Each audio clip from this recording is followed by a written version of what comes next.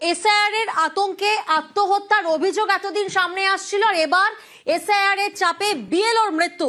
বাড়ির উঠোনে বিএলওর ঝুলন্ত দেহ। কাজের চাপে আত্মহত্যার অভিযোগ পরিবারের। মালবাজারের রাঙামাটির ঘটনায় রীতিমতো চাঞ্চল্য।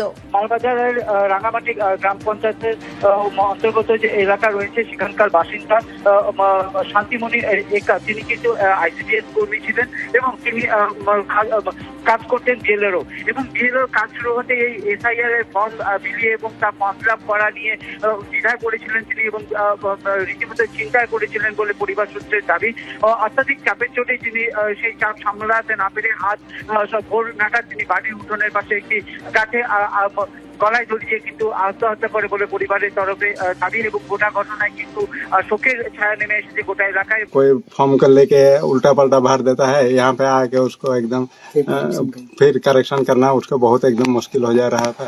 तो जब उनका समस्या हो रहा था तो उनको प्रशासनिक कोई किस्म का सहायता नहीं मिला था, वीडियो वगैरह कोई सहायता नहीं कर रहा था वो उनको? गया था एक दिन वहाँ पे रीजन देने के लिए, तो वो जो जॉइंट वीडियो बोला कि तो आपका नाम है तो आपका नाम यहाँ से और नहीं हटेगा, आपको वही काम करना पड़ेगा। वैसे तो रिजाइन देने का भी कोशिश किया हाँ था? किया था। आज का जो परिस्थिति जो हुआ है वो क्या वो एसआईआर फॉर्म लेके ही हाँ भरने के लिए एसआईआर फॉर्म लेके ही उसका एकदम पूरा